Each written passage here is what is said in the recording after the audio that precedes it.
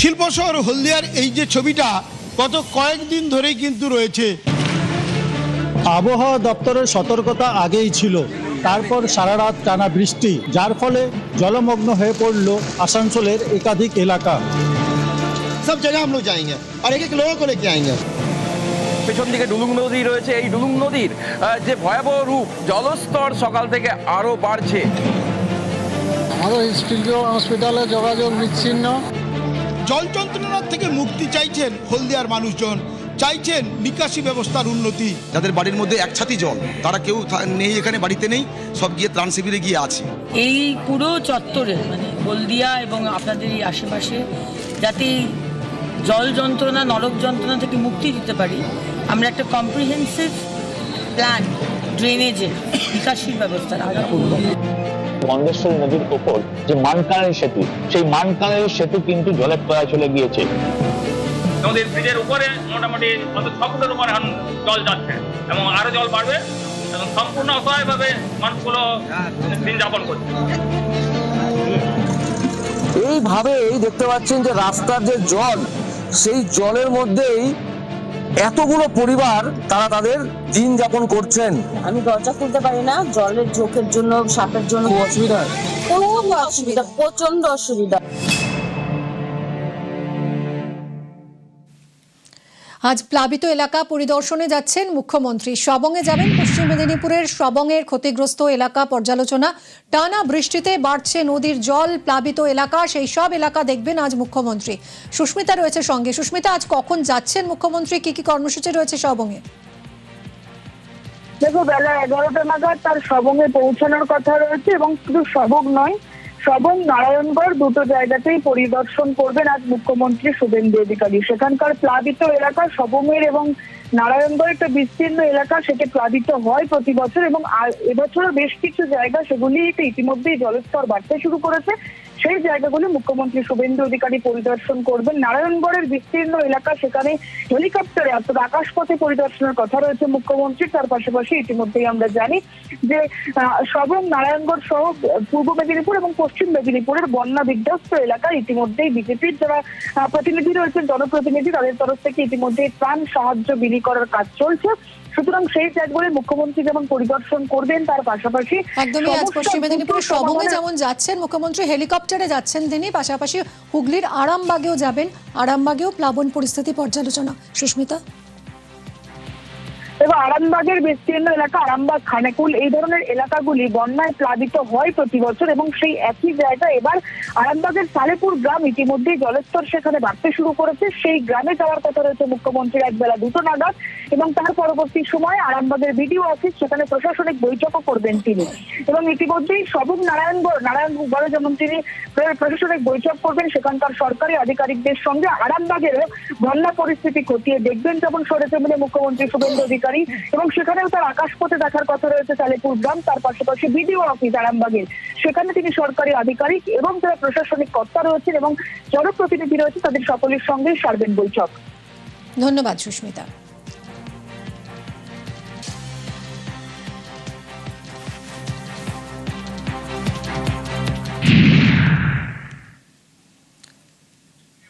জলমগ্ন এলাকায় যেতে হবে মন্ত্রী বিধায়কদের।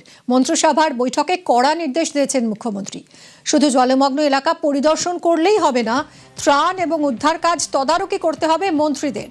টানা বৃষ্টিতে রাজ্যের একাধিক জেলায় প্লাবন পরিস্থিতি, আর এই প্লাবন পরিস্থিতিতেই জলমগ্ন এলাকায় মন্ত্রী বিধায়কদের সশরীরে যেতে হবে। মন্ত্রিসভার বৈঠকে এমনই কড়া নির্দেশ দিয়েছেন মুখ্যমন্ত্রী। কি বলেছেন দেখাবো আপনাদের গ্রাফিক্যাল প্রেজেন্টেশনের মাধ্যমে। প্লাবিত এলাকায় আজই বিধায়করা পৌঁছে যান, মন্ত্রীরাও প্লাবিত এলাকায় যান। মন্ত্রিসভার বৈঠকে নির্দেশ মুখ্যমন্ত্রীর। শুধু পরিদর্শন করলেই হবে না, ত্রাণ এবং উদ্ধার কাজে তদারকিও করতে হবে মন্ত্রীদের, এমনই নির্দেশ তার। বিডিও অফিসে পরিস্থিতি পর্যালোচনা করে প্রশাসনিক বৈঠক করুন। মন্ত্রী বিধায়করা ত্রাণ ও উদ্ধার কাজের উপরও নজর দিন। কড়া নির্দেশ মুখ্যমন্ত্রী শুভেন্দু অধিকারী।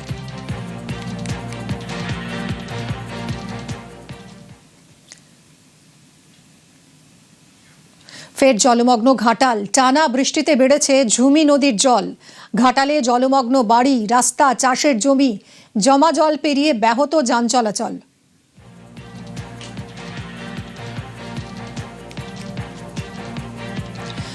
কি পরিস্থিতি এখন জানবো, সুকান্ত রয়েছে সরাসরি।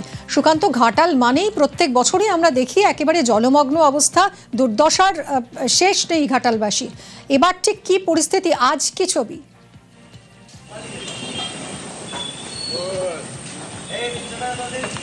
দেখো মিমি, এই যে কয়েকদিনের টানা বৃষ্টি এবং তার সাথে জলাধার থেকে জল ছাড়া, তার ফলে কিন্তু ঘাটালের যে নদীগুলি রয়েছে তাতে কিন্তু জলস্তর বাড়তে শুরু করেছে।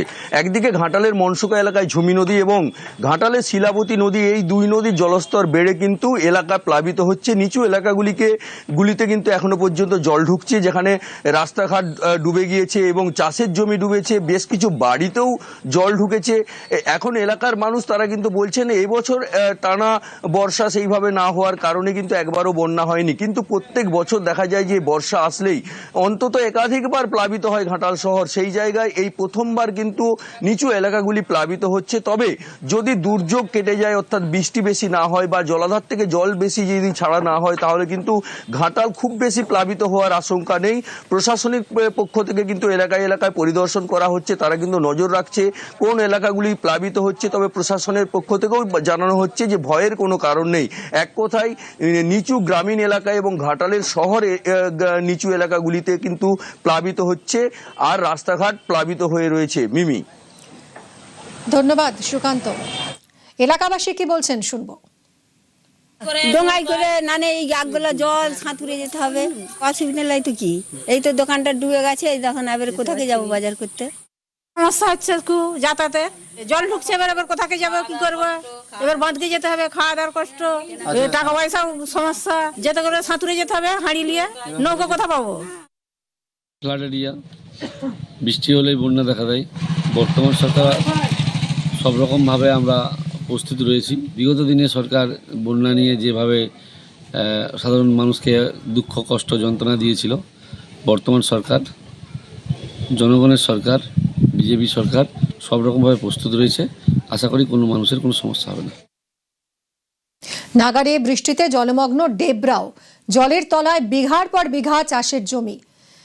নিকাশি ব্যবস্থা না থাকায় জল নামছে না বলে দাবি। দ্রুত সমস্যা মেটাতে নিকাশির আর্জি স্থানীয়দের। দিগ্বিজয়ের সঙ্গে কথা বলবো। দিগ্বিজয়, কি পরিস্থিতি এখন, প্রশাসন কি ব্যবস্থা নিচ্ছে? দেখো, প্রশাসনিকভাবে ডেবরার যে সমস্ত এলাকা অর্থাৎ যে সমস্ত গ্রাম পঞ্চায়েত জলমগ্ন রয়েছে সেগুলোর কিন্তু একটা রিপোর্ট তৈরি করেছে। তুমি জানো, লাগাতার কয়েকদিনের যে বৃষ্টি, সেই বৃষ্টির জল উপর এলাকা থেকে যখন নিচের দিকে নামে, এই মুহূর্তে কিন্তু সেই এলাকাগুলো, বিশেষ করে ডেবরা, রাধামনপুর, 11-1, 5-1, 9 নম্বর, এই কয়েকটি গ্রাম পঞ্চায়েত এলাকায় প্রচুর চাষের জমি জলের তলায় এবং সেই এলাকার যে গ্রামীণ রাস্তাগুলো রয়েছে সেগুলোও কিন্তু জলের তলায় রয়েছে। এলাকাবাসীরা জানাচ্ছে যে দীর্ঘ কয়েক বছরে যে নিকাশি সমস্যা, সেই সমস্যার সমাধান না হলে কিন্তু এই জল প্রতি বছর জমা হয় এবং কয়েক বছর ধরেই এই সমস্যায় ভুগছেন। এই বিষয়ে আমরা ডেবরার বিধায়কের সঙ্গে কথা বলেছিলাম, তিনি জানিয়েছেন যে নিকাশির ব্যবস্থার কাজ হবে। যেহেতু ঘাটাল মাস্টার প্ল্যানকে ডেবরা নেওয়া হয়েছে, তাতে যেই জায়গায় সমস্যা হয়েছে নিকাশির, সেগুলো কিন্তু আগামী দিনে একদম সম্পূর্ণভাবে কাজ হবে, এমনটাই বিধায়ক জানিয়েছে। ধন্যবাদ দিগ্বিজয়। অবস্থা খুব খারাপ। প্রতি বছর আমাদের বর্ষা এলেই এই বন্যা পরিস্থিতি হয়ে যায়। সমস্যা জল কাটছে নি, তো নিকাশি ব্যবস্থা বন্ধ হয়ে যাওয়ার জন্য জল কাটতে 10-15 দিন লেগে যাচ্ছে। এই যে চাষিরা তলা ফেলছে, তলাও নষ্ট হয়ে যায়, পুরোটাই জলে একদম। নিম্নচাপের টানা বৃষ্টিতে সমস্যায় পড়েছেন চাষিরা। একই ছবি ঝাড়গ্রামেও। টানা বৃষ্টিতে জলমগ্ন ঝাড়গ্রামের একাংশ। গোপীবল্লভপুর, সাঁকরাইলে জলের তলায় চাষের জমি। দেখুন, জমা জলে খেতেই পচে যাচ্ছে বিঘার পর বিঘা ফসল, সবজি। সরকারি ক্ষতিপূরণের আশায় এখন কৃষকরা।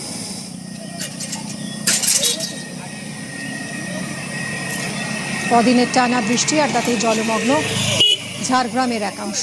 বিঘার পর বিঘা চাষের জমি জলের তলায়। চিন্তায় পড়েছেন কৃষকরা। হাফ আছে, কিছুটা ঝাড়গ্রাম আছে, কিছুটা খড়গপুর। এই যে আমাদের এই 3টে গ্রাম, এই 3টে গ্রাম হচ্ছে ঝাড়গ্রাম, কিন্তু আমাদের সেখানে আরো বেশি।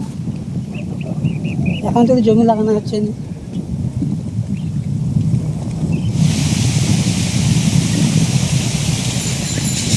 সরাসরি রাজু রয়েছেন আমাদের সঙ্গে। রাজু, কৃষকরা বেশ সমস্যায় পড়েছেন, এত তাদের ফসল নষ্ট হয়ে যাচ্ছে, কি ভাবছেন, কিভাবে সামাল দেবেন, প্রশাসন কিভাবে পাশে দাঁড়াচ্ছে? দেখো, যেভাবে সুবর্ণরেখা নদীর জলস্তর বেড়েছে, কারণ গতকালই গালুড়ি থেকে জলাধার থেকে জল ছাড়া হয়েছে, প্রায় 2,50,000 কিউসেক জল ছাড়া হয়েছে। অপরদিকে যেভাবে অনবরত বৃষ্টিপাত হয়েছে এবং সেই বৃষ্টিপাতের ফলেই জলস্তর বেড়েছে এবং নদীর যে জলস্তর সেই জল বাড়ায় এবং চাষের জমিতে যে জল বৃদ্ধি পেয়েছে, তাতে নদীর জল হুহু করে ঢুকছে এই সমস্ত জমিতে এবং যার ফলে অধিকাংশ চাষের জমি জলের তলায় গেছে। অপরদিকে যেমন মানুষ চিন্তার মধ্যে রয়েছেন, চাষিদের অভিযোগ যে যদি প্রশাসনের তরফ থেকে কিছু ব্যবস্থা নেওয়া হয়, অপরদিকে জেলা প্রশাসনের তরফ থেকে সেই সমস্ত ক্ষতিগ্রস্ত এলাকাগুলোকে চিহ্নিত করা হচ্ছে এবং যেভাবে ক্ষয়ক্ষতি হয়েছে সেই ক্ষয়ক্ষতি যাতে ক্ষতিপূরণ চাষিরা পায় তার জন্য, অর্থাৎ সেই সমস্ত চাষিদের কথা মাথায় ভেবেই জেলা শাসক বিভিন্ন জায়গায় ক্যাম্পের কথা বলেছেন এবং কৃষকদের যে ঋণ নেওয়া হয়েছে, কৃষি ঋণ থেকেই তারা চাষ করেছিলেন এবছর এবং সেই সমস্ত চাষ অবাধে জলের তলায় গেছে, সেই জায়গা থেকে সেই সমস্ত কৃষকদেরকে যাতে এই চাষের যে ক্ষতিপূরণ সেই ক্ষতিপূরণ তারা সঠিকভাবে পায় তার জন্য ক্যাম্প করা হবে এবং সমস্ত জায়গায় যেখানে যেখানে বন্যা প্লাবিত বা নদীর জলস্তর বেড়েছে সেই সমস্ত জায়গায় নতুন করে নজরদারি করা হচ্ছে। কারণ গতকাল থেকে যেভাবে জল ছাড়া হয়েছে গালুড়ি থেকে, তার ফলে বিভিন্ন জায়গায় জল ঢুকতে শুরু করেছে। ইতিমধ্যে সুবর্ণরেখার যে সমস্ত ভাঙন স্তরগুলি রয়েছে সেখানে মানুষ আতঙ্কিত রয়েছে, সেখানে প্রশাসনের তরফ থেকেও নজরদারি রাখা হচ্ছে এবং মানুষের সাথে যোগাযোগ রাখা হচ্ছে। ধন্যবাদ রাজু। পুরো ধান ডুবে রয়েছে, ধান হবে এখন বুঝতে পারবো, এখন জলটা কাটা পর্যন্ত বুঝতে পারবেন না। আর ক্ষতি হলে ক্ষতি যাও ব্যবস্থা যদি হয়, সরকার যদি দেখে। হ্যাঁ, এটা কি প্রতি বছরই হয়? প্রতি বছরই হয়, বুড়ে যায়। চাষির প্রচুর ক্ষতি, তোলে বোঝানো যাবে না। 500 একর মতো জমি এরকম, আর এখন চাষ তো এখন করা সম্ভব না। কি করে ওরা বাঁচবে সেটা সরকার থেকে দেখে গেছেন, এসডিও সাহেব এসেছিলেন, বিডিও সাহেবও এসেছিলেন, আশ্বাস দিয়েছেন। কয়েকদিন ধরে নাগাড়ে বৃষ্টি, জলমগ্ন হলদিয়া শিল্পাঞ্চলের বিস্তীর্ণ এলাকা। মুখ্যমন্ত্রীর নির্দেশের পর প্রশাসনিক তৎপরতা শুরু হয়েছে, পাম্প চালিয়ে বের করা হচ্ছে জল।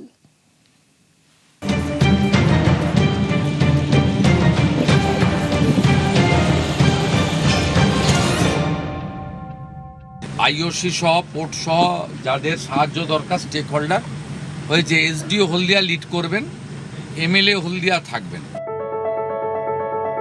মুখ্যমন্ত্রী শুভেন্দু অধিকারীর নির্দেশ, তৎপর প্রশাসন। জমা জল বের করতে বসানো হয়েছে পাম্প। এ ছবি পূর্ব মেদিনীপুরের হলদিয়া শিল্পাঞ্চলের। আমি বলবো সিএম স্যার ভালো উদ্যোগ নিয়েছে, সিএম স্যার খোঁজ খবর নিচ্ছে কাজ করার জন্য, যাতে কাজ করছে যাতে আরো ভালোভাবে কাজ করে সেই চেষ্টা রাখছি আমরা। ভবিষ্যতে নিকাশি ব্যবস্থা খুব সুন্দর হয় সেই চেষ্টা করব। গত কয়েকদিন ধরে হলদিয়ায় নাগাড়ে বৃষ্টি, জলের নিচে বিস্তীর্ণ এলাকা। বিপদ বাড়িয়েছে হলদি নদী, পাড় ছাপিয়ে ভাসিয়ে দিয়েছে শহরকে। হলদিয়ায় রাস্তায় জল, বাড়িতে জল, জলের তলায় কল। একই ছবি গ্রামীণ এলাকাতেও।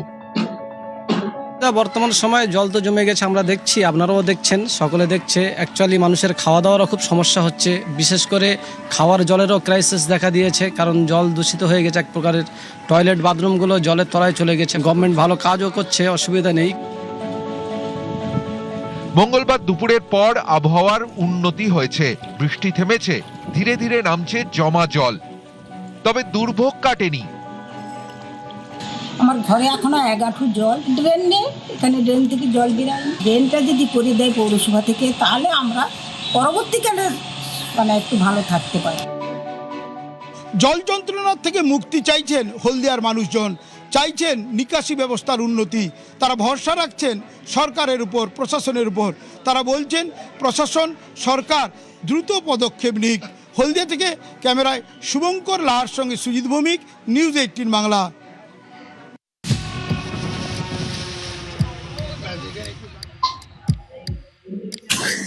শিল্প শহর হলদিয়ার এই যে ছবিটা গত কয়েকদিন ধরেই কিন্তু রয়েছে। আবহাওয়া দপ্তরের সতর্কতা আগেই ছিল, তারপর সারা রাত টানা বৃষ্টি, যার ফলে জলমগ্ন হয়ে পড়ল আসানসোলের একাধিক এলাকা। सब जगह हम लोग जाएंगे और एक एक लोगों को लेके आएंगे। পেছন দিকে ডুলুং নদী রয়েছে। এই ডুলুং নদীর যে ভয়াবহ রূপ, জলস্তর সকাল থেকে আরো বাড়ছে। আমাদের হসপিটালে যোগাযোগ বিচ্ছিন্ন। জল যন্ত্রণার থেকে মুক্তি চাইছেন হলদিয়ার মানুষজন, চাইছেন নিকাশি ব্যবস্থার উন্নতি। যাদের বাড়ির মধ্যে এক ছাতি জল, তারা কেউ নেই, এখানে বাড়িতে নেই, সব গিয়ে ত্রাণ শিবিরে গিয়ে আছে। এই পুরো চত্বরে মানে হলদিয়া এবং আপনাদের এই আশেপাশে যাতে জল যন্ত্রণা, নরক যন্ত্রণা থেকে মুক্তি দিতে পারি, আমরা একটা কম্প্রিহেন্সিভ প্ল্যান, ড্রেনেজের নিকাশির ব্যবস্থা আরো করব। গন্ধেশ্বরী নদীর উপর যে মানকানারি সেতু, সেই মানকানারি সেতু কিন্তু জলের তলায় চলে গিয়েছে। নদীর ব্রিজের উপরে মোটামুটি 6 ফুটের উপর এখন জল যাচ্ছে এবং আরো জল বাড়বে এবং সম্পূর্ণ অসহায়ভাবে মানুষগুলো দিন যাপন করছে। এইভাবেই দেখতে পাচ্ছেন যে রাস্তার যে জল, সেই জলের মধ্যেই এতগুলো পরিবার তারা তাদের দিন যাপন করছেন। আমি দরজা খুলতে পারি না, জলের ঝোঁকের জন্য, সাপের জন্য অসুবিধা, খুব অসুবিধা।